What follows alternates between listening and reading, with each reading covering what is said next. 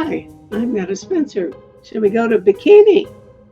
I don't think it's going to be a fun place to go, though. And who will talk about why we are observing this day, or um, July the 1st. One is Andrew Nisker, who is a filmmaker.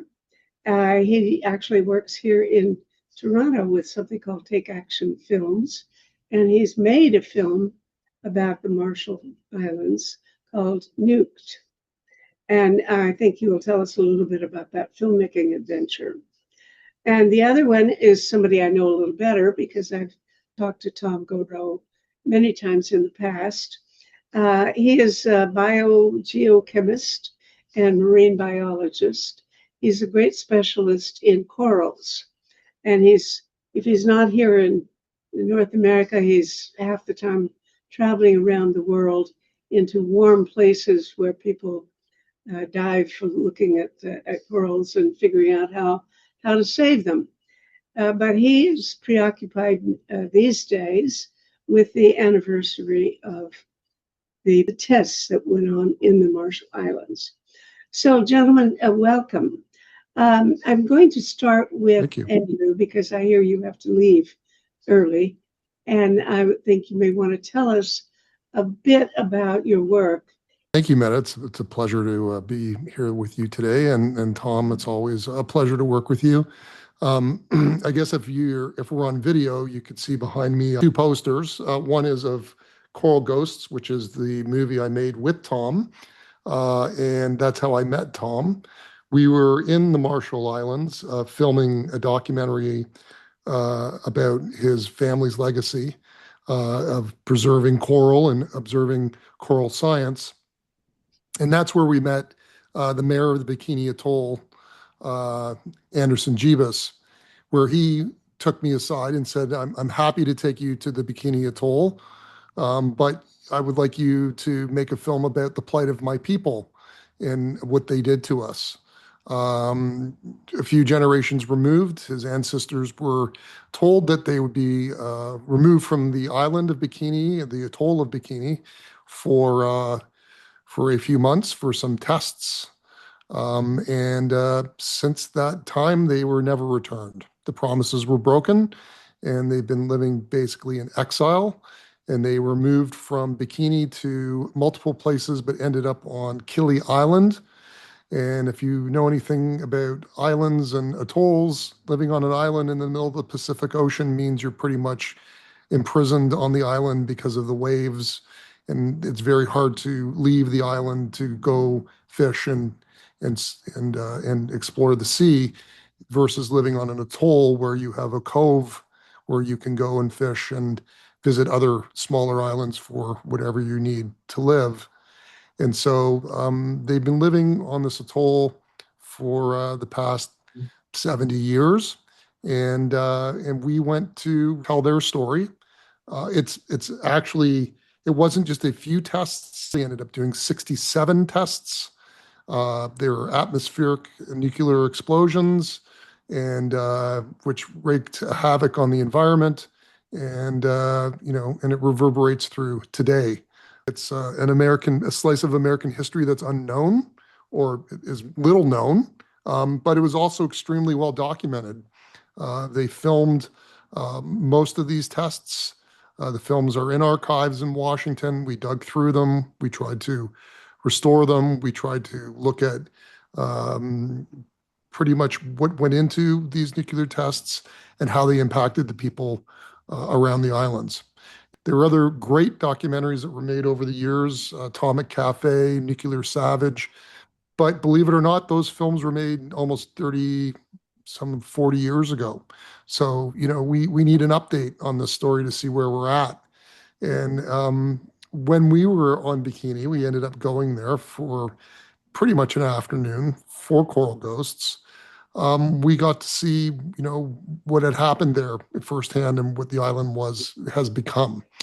The good news out of the entire story really is the corals are actually thriving there because there's nobody there. And so they don't seem to be much affected by pollution, although climate change and heating oceans, we tried to get into the ocean and actually film them, but the water was cloudy and murky, and there were sharks, and so cloudy water and sharks is not a good combination. And I think Tom would go in anywhere, but he would not go in that water. So I said, okay, that's fine with me. So we didn't go in. But yeah, that it was a very, very interesting experience, and the reaction to the film has been spectacular. We've won numerous awards. It's traveled the world. Al Jazeera just picked the film up for its English language service. It's on all of its platforms. It's available to a billion people in the Middle East and North Africa and in North America too. It's also available through our website at takeactionfilms.com. So we really encourage people to come to learn more about this history. It is not only a remarkable history, but it's a very troubling history. I used to teach peace and conflict studies in the University of Toronto, and I showed this one film called Nuclear Savage in one of my classes. And honestly, it's the only time I've ever cried in my own class because I was watching evidence being displayed that the US government actually intended to treat these Marshallese people as guinea pigs or as mice to be experimented on. They subjected them to treatment that is not human and that was done deliberately to see what the effects would be. It's so dispersing. Now, where did you all go? Your book or your film is called Nuked. Is it specifically about the tests, or is it about the effects on the Marshallese? Both. It's an exploration into what happened to the Bikinians. Marshall Islands is a collective of different groups of people. The Bikinians are one select group that are the only ones that were removed from their ancestral lands and still live in exile. And there were other people, Marshallese people, who ended up, and the Bikinians ended up settling in the United States. The United States allowed them to come settle in Hawaii and California, and there's groups which we visited in Arkansas that were allowed to settle there and work there and go to school there, but were not given voting rights. And so to this day in Orange County, Spokane, Washington, there's Seattle, Washington. There's communities around. We were in Springfield, which also had a community where we met Mayor Jebus, and he showed us, how his community lives today, and they still commemorate the test days. They speak fondly and dream of the times when they lived there, when they were self-sufficient and proud people. We really got to embed ourselves in the community, and we got to look into health issues from the tests and descendants of people who were exposed to radiation, but also to the health issues that came from being taken out of their traditional lifestyles of diabetes and other health-related issues that they struggle with today, because it's quite the culture shock to come from their culture to North American culture. And so we wanted to update that history. We also looked at the other test site, was just Americans are more familiar with, but still not really well educated about, is the test range in Nevada. Tests that happened in Nevada were the smaller tests, they said, the littler bombs they tested there, and they saved the big bombs for the Pacific theater. So really, you also have the effects of the bombing on the Shoshone people who live within that test range, who were considered nobodies, and nothing was the official line, so we can just do as much tests as we want. Meanwhile, the Shoshone people have been there for thousands of years, and their ancestral land's been probably the most, as they say, the most bombed nation on the planet. And so they live with the ramifications and the literal fallout of being exposed to that. There was a film made, which came out kind of when our film came out, called Downwind, which does address some of that. It was on PBS. And again, it's fascinating to see, what people were thinking, what the tests that they were doing, why they were doing this. I mean, Las Vegas was considered atomic city. That's the way it was sold before, really, in the early days of gambling. Come to Atomic City and watch the bombs go off from a distance. They used to have the nuclear drink. We have a B-roll shot of this giant drink in a bowl coming out with steam coming off of it with two straws, and it's two women are drinking out of this. What? It looks like a bomb, a mushroom cloud drink. It was So dry maybe, ice. Yes, yeah, yeah, so you get yeah, CO2 clouds rising out of it. rising out of the drink. So, If and you there was many, swallow it, it's very dangerous. But yeah. But nobody was really drinking anything, were they? It was just an alcoholic drink. Oh, uh-huh. So, anyways, I mean that's also a bigger part of the story, because what about No, the people this, downwind in North America I that were downwind from all these tests? in San Bernardino, California, which is several hundred miles from the test site. Yeah. 1961, and I remember my family and I would get up early in the morning while it was still dark and go out in the yard to watch the flash from the Yep. explosion. Yeah, Yep. That's right. yeah. And the thing is that they also picked that site because it was far enough away for the prevailing winds that they believed that there wouldn't be much effect, falling on populated areas, except for the odd town like St. George, Utah, that was clouded in this nuclear fallout Mm. consistently. And also they believed, because California is on the other side of that, that you wouldn't have that fallout floating over there. And there's also the idea that John Wayne, who shot a lot of his Westerns in the desert, died young, and so did a lot of his crew who were riding around on their horses in these radiated deserts at the time. Has anybody tested their remains for exposure to radiation? I don't know. I mean, he did smoke a lot of cigarettes, so, but I mean, it's there is a lot of radiation there, in that area from these tests, and it was well, known in St. George. didn't the wind blow sort of northeast? Yes, it Because did. I think the real health effects. I think there was sheep. Weren't there herds of sheep in Utah or someplace that got significantly impacted by the radiation fallout? Well, they're saying cow's milk, also was, and they've found radioactive isotopes in food being grown as far as the East Coast.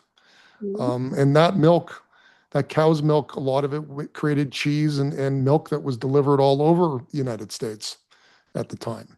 Well, we So, know that, of course, they collected baby teeth that the babies yeah, would drop as they grow older, and the mothers would send them in for testing, and found that yes, even the babies that had been nursed had radiation effects. yeah. So that was all. So that's, the story for Mhm. us. The story was an update to an older story, but there's also a whole new generation of people, of young people, who don't know this story, who don't know this history, who need to be re-educated. I mean, we always forget, Mhm. we think that everybody knows everything at our level, but the fact is that Mhm. younger people don't know this at all. They weren't living under the era of duck and cover, right? They were never lived through the Cuban Missile Crisis, but when the wall came down in East Germany, and that sort of Cold War disappeared, so did sort of the conversation, I think, in the general zeitgeist about the threat of nuclear annihilation and apocalypse, which was replaced pretty much by the threat of climate change. That's also a very real threat, obviously, but that other threat has not gone away. I mean, these Mhm. weapons are still there. There may be less of them, but it doesn't take many to destroy what life as we know it. And they're in aging silos, being guarded by people who are questionably sane. And there's countries that are chasing this technology, and so younger people are not understanding the stakes of these things. I mean, I was told, I think it was Anna Dern said that there is no such thing as a limited nuclear war. If there's one war, Mhm. between say India and Pakistan, the entire world will feel the effects of that Mhm. through the dust and debris coming up into the atmosphere, which will cloud the sun and affect crops. So these weapons should be eliminated and dismantled and forgotten. So that's kind of the big reason I made this film, was to get the next generation to get involved in these issues. But unfortunately, Mhm. there's so many other issues these days. It's hard to get people's attention. We're pointing primarily now at the possibility of accidentally getting exposed somehow, because that is a very serious reality that these things can get lost, and we've had cases of it. But also, more and more now today, military people are talking about using them as if, don't worry about it. What we're really planning to use is not the biggest ones, but these little tiny ones called the size of Hiroshima, and we use it on the battlefield. And that wouldn't be so bad, would it? No, wouldn't be bad. No. Sure, let's go ahead and try a few. Yeah, So and that's really, mhm, I think, when you dig down into the science side of the effects, with how radiation affects us, uh, it's so glossed over that affects everything around us for generations to come. And it's not only just the weapons themselves exploding, but it's also the manufacture of these weapons and the waste that it creates. And where does that waste go? Which mhm, we discuss in Nuke 2.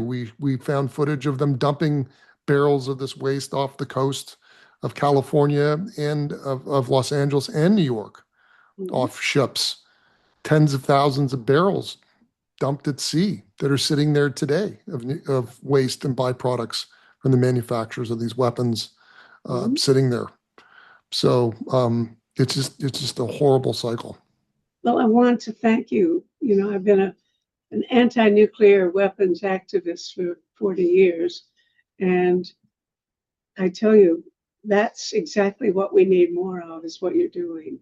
So I really appreciate that. That is absolutely necessary to re-inform people who to different generation.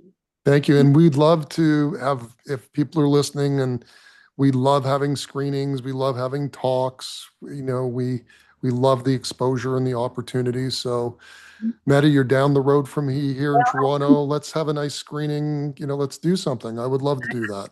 I'm going to put your email address over your face or something here, so people will know how to get in touch with you. Just tattoo it on my forehead. Yeah. Okay. Thank you for coming. Now Thank I you want very to much. Tom, and because Tom's been moving around and I haven't kept track of all the wonderful things that you've been doing on behalf of corals mostly, but let's talk about Bikini now yes, and right. your family's connection to that. Yes. Well, I'm glad we were able to get Andrew on. He's obviously in a rush, but let me just talk a little bit about that movie he made. I think the full movie's about an hour. I think was released about 2 years ago. And the thing that's interesting is just that a large body of photographs and video were declassified only about 4 or 5 years ago. So much of the actual visual evidence of what happened was secret. It wasn't people weren't allowed to see it, but it had been stored for a long time. And then finally, it was declassified. So he and Ian, his cameraman, had access to that. They went down and looked through it.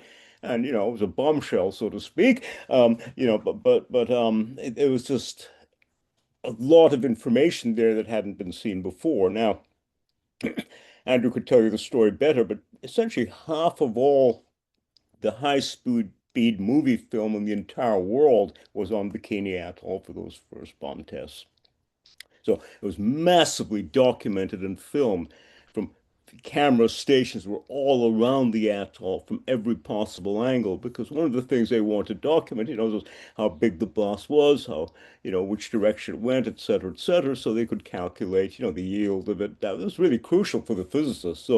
So the bulk of all the high-speed film in the world was sitting there in Bikini Atoll. And some of that stuff now is being seen for the first time in this film, and it's pretty spectacular. Not this film, Nuke, brings it out in detail, but then it discusses the history of the Bikini people, but also the people who are affected in the United States as well by being directly downwind of nuclear radiation. So I do recommend everyone look at the film. And the, the bombs were all tested, not always in the same place, right? The Bikini place would have been a major or the only place where they were tested, or were there other sites in the Marshall Oh, Islands? there are a lot of sites, and I don't have the documentation in front of me. I mean, I'll show you here that those piles of books that you see there are all related to bikini bomb tests, books related to that, with a lot of the details. But anyway, there are a lot of locations besides Bikini. I've got a special question because my Yeah. husband had been in the Navy before I met him, and he had been to Eniwetok.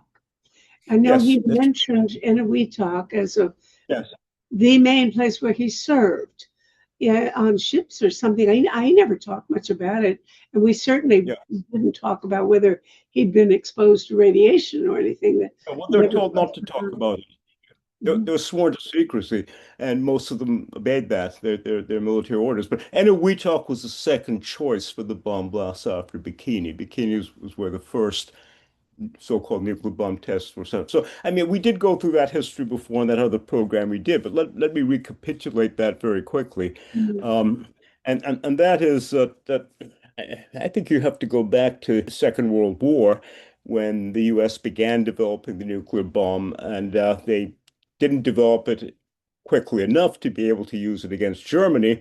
So they decided to use it against Japan instead. And it was a bomb, that had never been used before, never been tested. No one really knew what the impacts would be, but they thought they had a super bomb that nobody else had. And there's nothing generals love more than a weapon that he's the only one who has. So that motivated the military very strongly to develop it.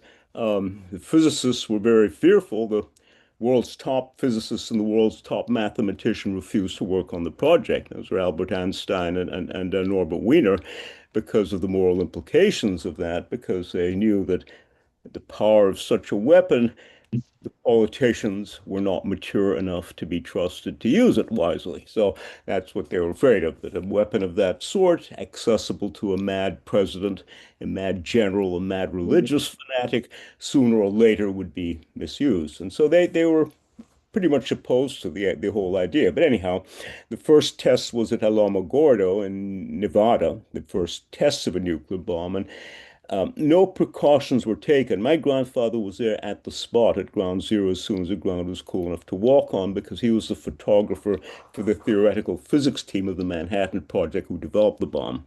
So he was a photographer, but he was there personally with it, the first bomb blast, and that was in Nevada. I mean, Alamogordo in New Mexico. Sorry, not Nevada, New Mexico. And then, very shortly after that, it was successful. They walked through the radiation unwittingly because no one thought it was a problem at the time. Okay, they wore nothing more than linen socks over their shoes, and my grandfather was there. They took no precautions against nuclear radiation whatsoever. Then they dropped the bombs on Hiroshima and Nagasaki, and hundreds of thousands of people died. and the vast number of them from clearly from the effects of radiation poisoning. Not, I mean, the direct blast, of course, killed many, many people, but then all these people started dying all around the surrounding areas, not from the physical impacts, from the chemical, the radiation, sickness, and so forth. And at first, the U.S. denied that. They said the Japanese were faking it, just making it up. And one of the tactical reasons for using the nuclear bomb for the generals was the notion that you could go and bomb an enemy, kill them, and then walk your troops right over the shattered area. But if Now, hold on, radiation, yeah, just a sec. But didn't they already know that that radiation was damaging? Because this woman, I've forgotten. no, well, no, they ignored it. I mean, yes, the knowledge was there to the scientists, but it was ignored by the military. And it was ignored until Hiroshima and Nagasaki that could no longer be denied that radiation was what was killing them. Um, who was the famous woman? Sorry? You know, the discoverer of radium and its effects. Oh, yes, no, there was awareness that, I mean, a lot of people died of radiation poisoning before there were bombs. There's no question. There's a long history of that. But at any rate, the thing is, it was ignored by the military and because they hoped to use it as a tactical weapon in ordinary warfare to set off bombs against enemies and all that, and then march your troops in.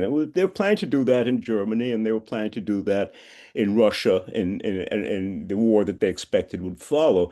So, but they couldn't do that, it would kill their own troops. That was the key point. And if the radiation was really a risk, it was then sort of an unacceptable weapon for the purposes that they wished to use it. Immediately after Hiroshima and Nagasaki, well, actually, one thing happened. There was then an attempt to freeze nuclear weapons development and abandon all use of them. And that was led by the United States, and they went to form the UN specifically in order to ban nuclear weapons and end military research into bombs. And that was led by some very wise people. I show you. I get you a book here that covers it.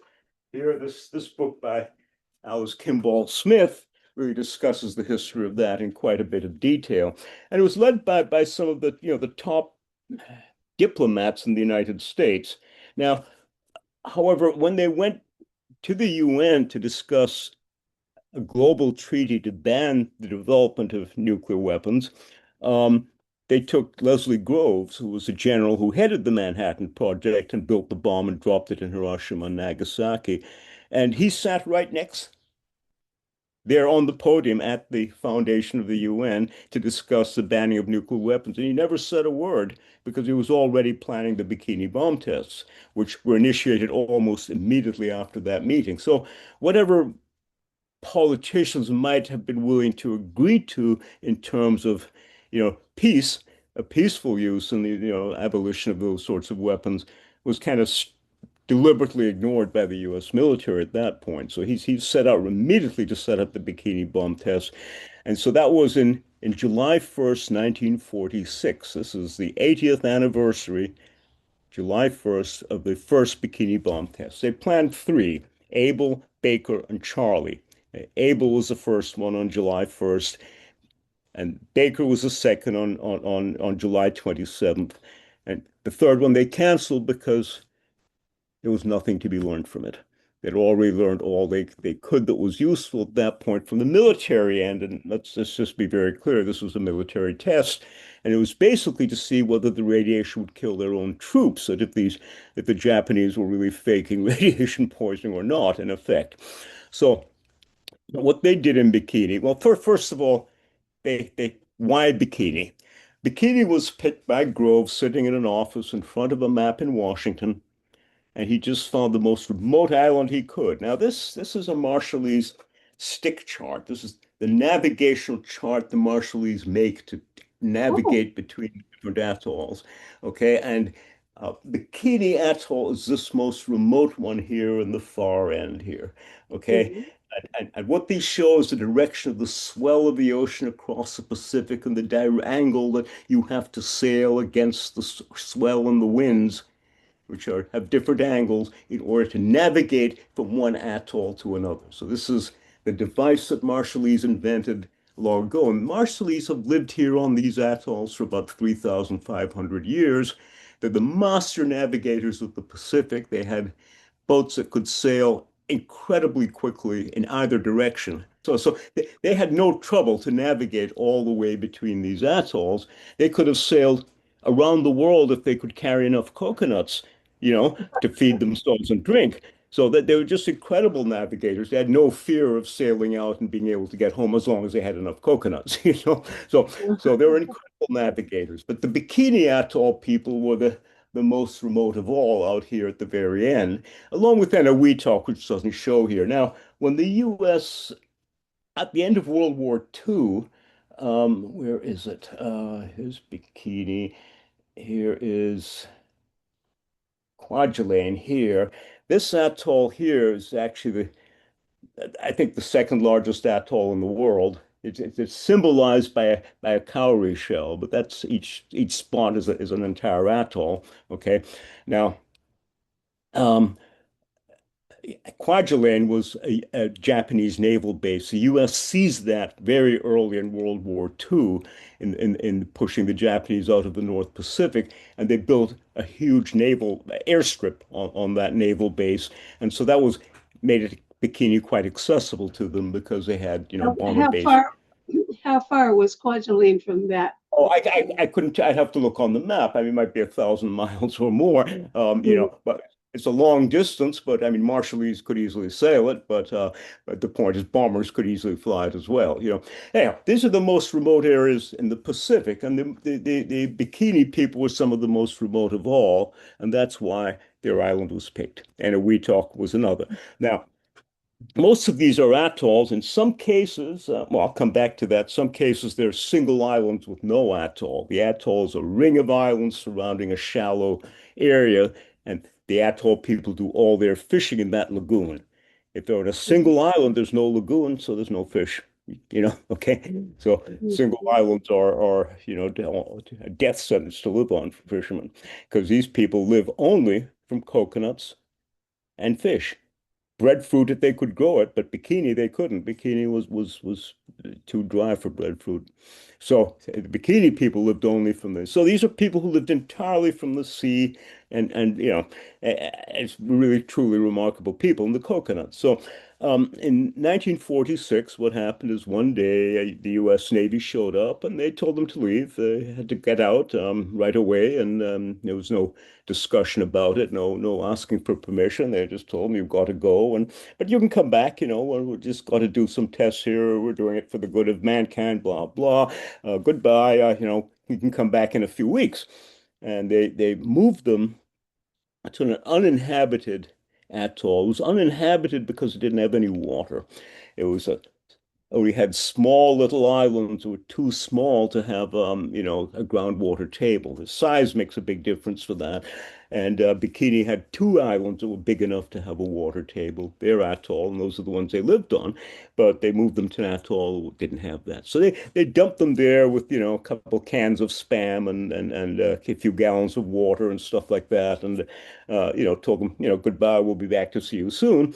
And they started starving at that point because this was an island that didn't have a lagoon that they were stuck on. And, many of them died there. And then in one of the bomb tests while they were on that island, it was a whole series of bomb tests. One of the bomb tests, the wind was going the opposite way to which they expected. They were directly downwind. It was an atoll that was normally would have been upwind. In the case that the weather at that particular day, it was downwind, and so they were directly irradiated on their exile island. And what they saw. I'll come back to what happened in Bikini, but what the Bikinians saw was then, kind of white flakes falling out of the sky. They didn't know what it was. They thought it was snow because they'd only seen that in picture books. The children went out, they played in it, they rubbed it all over themselves and all that. And their skin began, and hair began falling out in patches, afterwards, days, in the days and weeks that followed.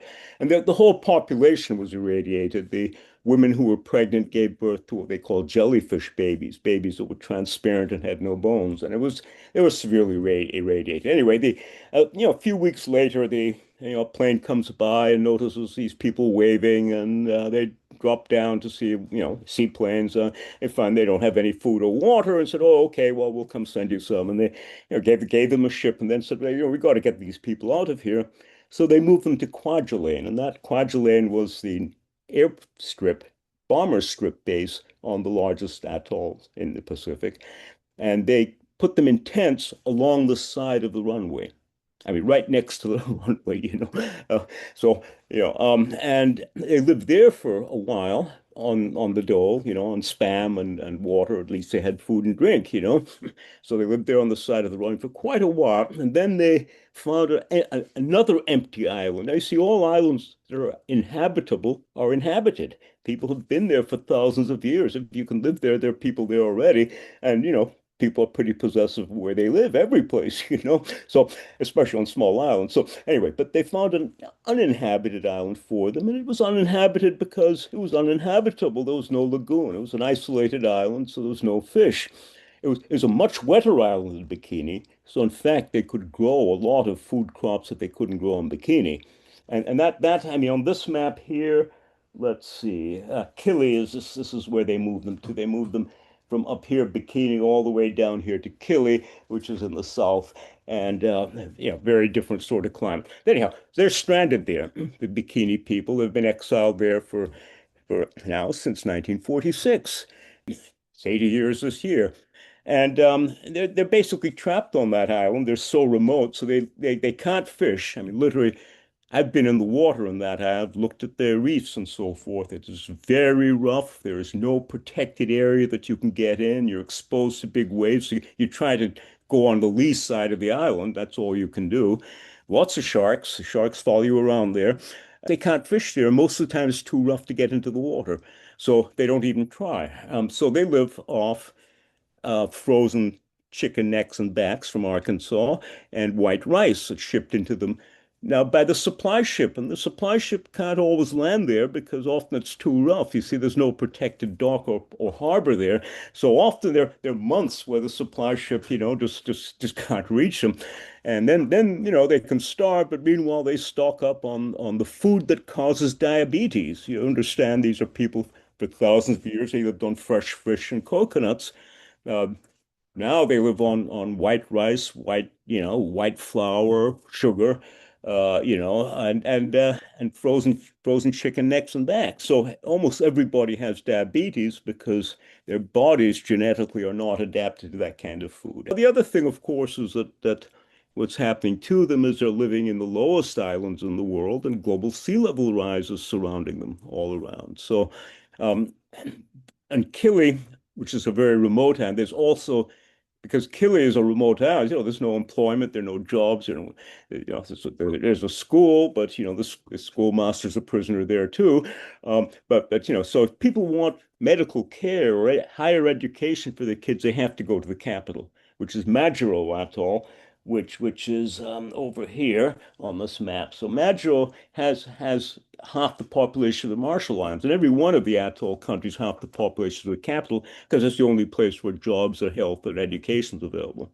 Okay, so they migrate there, and the Majuro people have given them one little island in their atoll to live on, and you can get to the capital if you at low tide if you wade across three passages between islands, and so that's what they do. At low tide, they can walk through the water to get there, and that so they have their own little island, and that island now with global sea level rises, flooding twice a year with seawater, the so-called king tides, so the largest tides of the year, and they can be bigger depending on which way the wind's blowing and various factors, but basically those only began about 20 years ago and getting worse and worse because global sea level rise is accelerating and all these islands are disappearing. Now, global warming has killed almost all their corals. So the corals that used to protect the shoreline and build the sand, those are all dead, almost all dead and crumbling. I mean, there's massive coral mortality happening worldwide because of global warming. You can talk about that separately, but the Marshall Islands were particularly affected in 2016 when there was massive coral bleaching there. And I looked around Kili Island, that's their major exile island. Pretty much all the corals were dead. There's one species that had been the major coral species there, and I didn't see any alive. So it's pretty sad going. So that means that their shore protections vanishing in front of their eyes, their sand supply is disappearing. All of these we can reverse, with the technology we've developed, bio-rock technology. We'll talk about that a little later. But these people are the number one victims of sea level rise. Now they can't go back to Bikini because it's irradiated. Now, we're twice told by the US government that Bikini was safe and they could go back home. Twice they went back. Twice by accident almost, foreign experts came by. United Nations radiation experts, a French group came by. They made some measures. They said, my goodness, you let these people come back under these conditions, and they were forced to leave immediately again because, in fact, it was not safe. Now, I don't know where the measurements were made. The fact is, much of the information there was classified. For example, the video in Andrew's film was hidden for 75 years from the public. And in fact, the database of what was actually done, where the bombs were disposed, where they dumped the radiation waste is completely unknown. So Bikini Atoll at present is the property of the Bikini community, and then Kili Island, which is where they're exiled to, and then a little island called Edgit, which is the little island in Majuro Atoll that they can, walk to the capital by wading. So the people live on those three islands, but Bikini they can't go to, but they do make a living by the fact that it's a UNESCO World Heritage Site for the dawn of the nuclear age or something like that. So it's a World Heritage Site because of its global historical importance. There's no environmental management plan for it. So let me discuss that. I mean, the condition of now, you know, the Bikini people have operated. I said they were twice allowed back and then twice forced to leave, but they have a sort of facility there that's a dive shop. Now, there's quite a, let me tell you the history. When about 150 Bikini people were thrown off their island, something like more than 50,000 Americans moved in and lived there while they blew the place up. Okay, the number fluctuated at time. It was up to more than 50,000 at a time. It turned into a huge camp. They built all these dormitories and houses. They had free beer and hot dogs, for those 50,000 people. They were there for 1 month. And then, Why would they need anything like 50,000 people? why did they bring so many people? Well, because they were filming it from every angle, so people had to build all these towers and stations. The Navy were there. They also towed in pretty much the entire captured Japanese fleet after the Second World War, plus the American ships that had been disabled irreparably. So they towed those all in to the lagoon in order to test the effect of the bomb on them. So that was the experiment, is to see how the bombs would survive, first of all. Now, in order to do that, they had to get rid of the corals first. There were 200-foot high corals dotting the whole surface of that lagoon from the bottom right up to the surface. So they bombed those. They dynamited all of those first. So those are, those have thousands of years of climate history embedded in those corals, but they're somewhere down there on the bottom of the lagoons. They had to do that, otherwise the ships might sink before they could blow them up.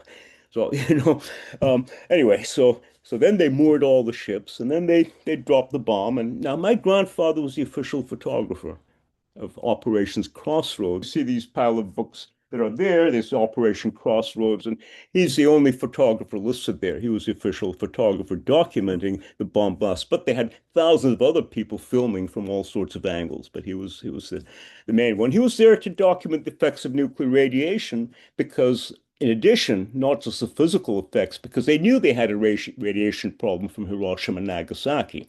So what they did is they had experimental animals, white rats and sheep and goats and pigs and, of course, human beings exposed to radiation at different levels. The human beings were inadvertently, but unavoidably exposed to it. But the animals were actually there on those boats when the bombs went off. The humans came back on. I'll tell that story. So they had these animals, and my grandfather's the one documenting the medical effects on them. Well, they developed, huge tumors and, nasty cancers, and it was pretty sad what happened to those poor animals. So, but anyhow, the first bomb blast went off, and a bunch of ships sank.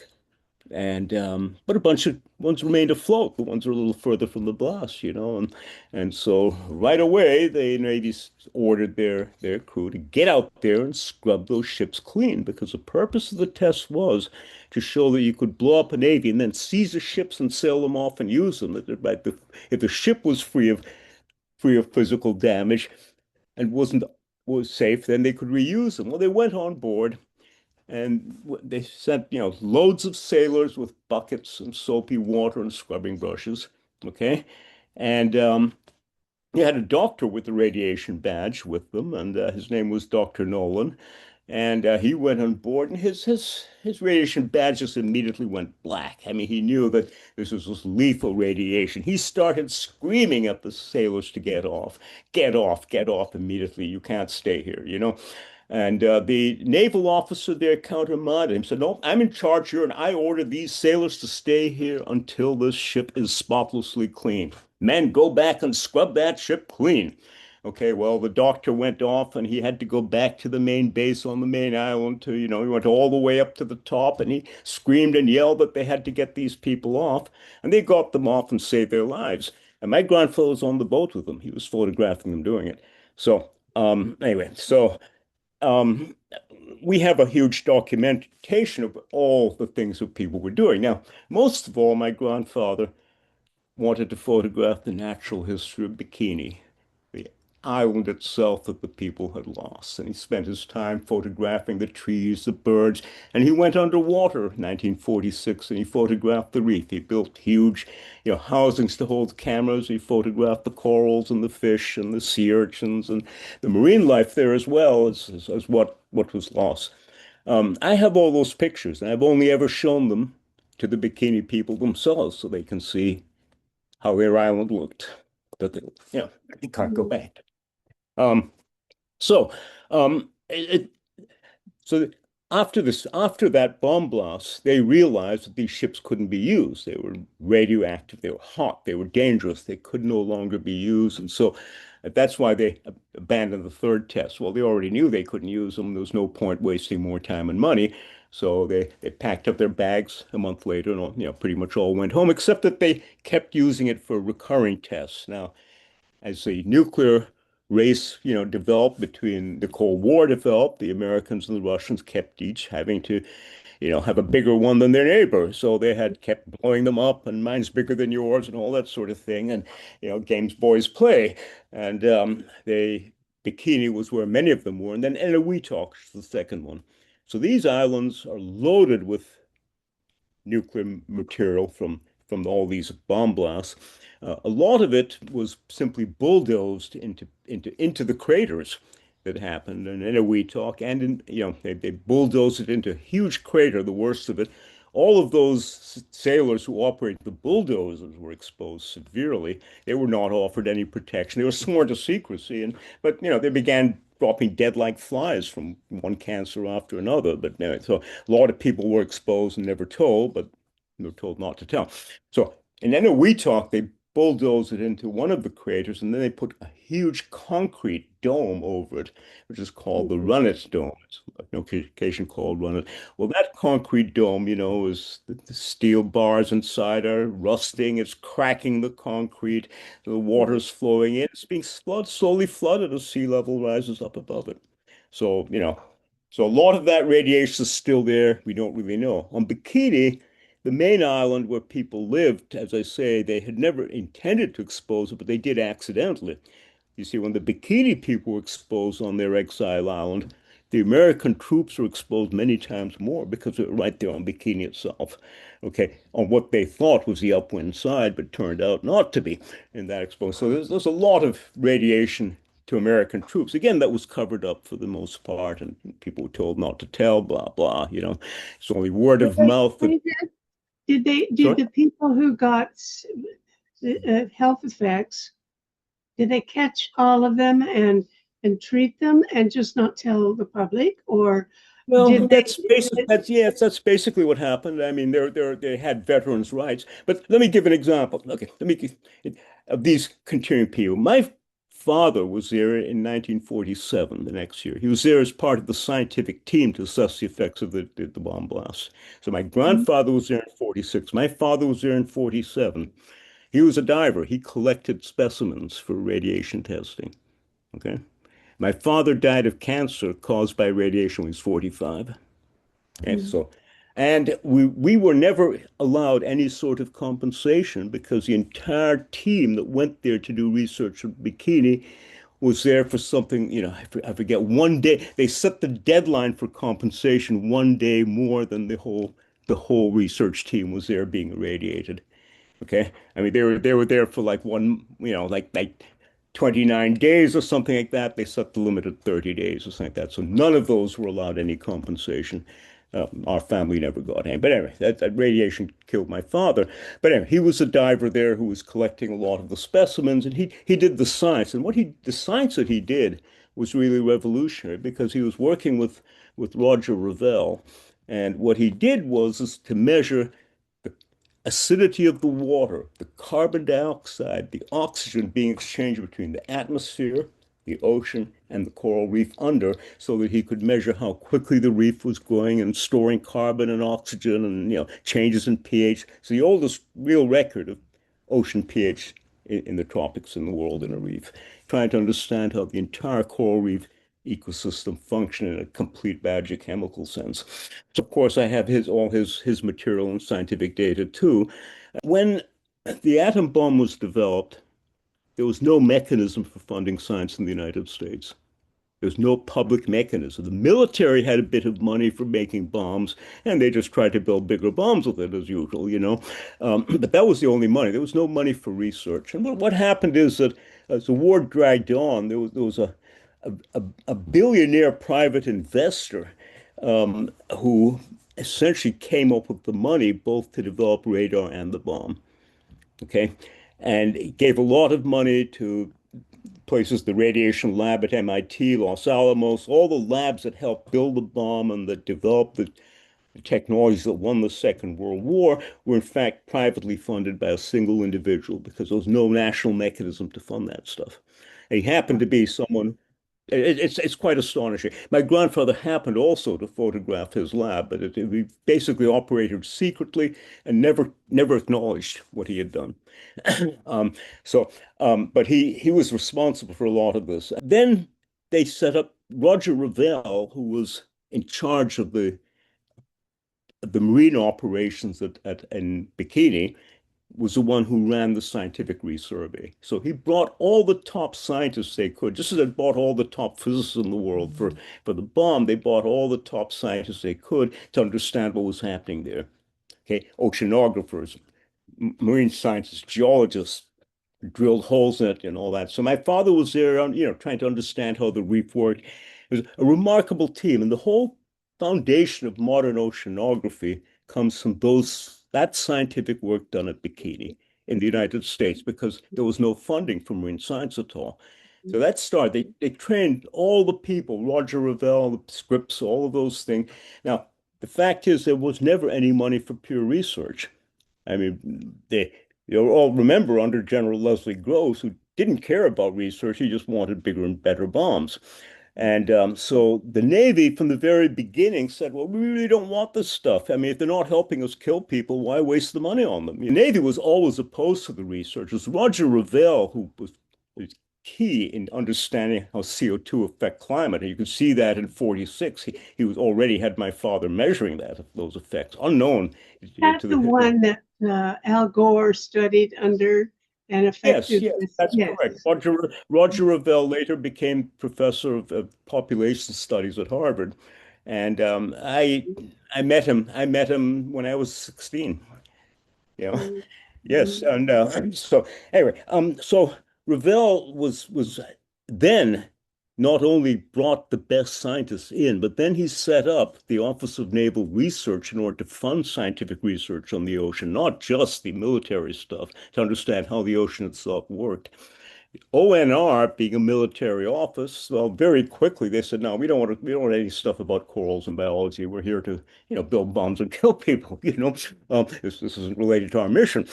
So they basically quickly blocked all funding for fundamental science. So the funding that came from the military always had military applications, mostly related to physics and acoustics related to detecting or hiding submarines. That's where the money went. It never went to fundamental biology. Certainly never went to reefs because they were terrified of coral reefs because that's where the ships could run aground. They keep away from them as far as they could. So they funded stuff of military applications. And that's what structured the funding of oceanography ever since. What's done at Scripps Institute of Oceanography, what's done at the Woods Hole Oceanographic Institute, what's done at Lamont Doherty Geological Observatory, and all the lesser ones is focused around weapons-based research of some sort. Okay. And they take it because that's the only money they can get. You understand? The scientists there, they twist their research to say somehow they're related to what the Navy wants. They want to study whales, so they're studying, underwater bomb blasts, to see how quickly it deafens a whale, that sort of thing. But they're somehow tied to the military application. And they twist what they do for that, but that's the only money that's there. You understand? But what I said set the whole tone for how science developed from then on, what was funded and what was not. That we've never gotten away from. It also set the trend for the fact that bomb-related and military lessons and bigger weapons dominate rather than the peaceful uses. Yeah. Well, unfortunately, we have to end now, and I wish I could end on an upbeat note, but I don't see any sign that we have some special thing to look forward to. Can I say as an upbeat note, just we have the technology to grow back the reefs and islands using solar power, what I call biorock technology. I'm just back from doing in Indonesia. And that could grow back their beaches and save their islands from sea level rise if only they had the funding to apply it.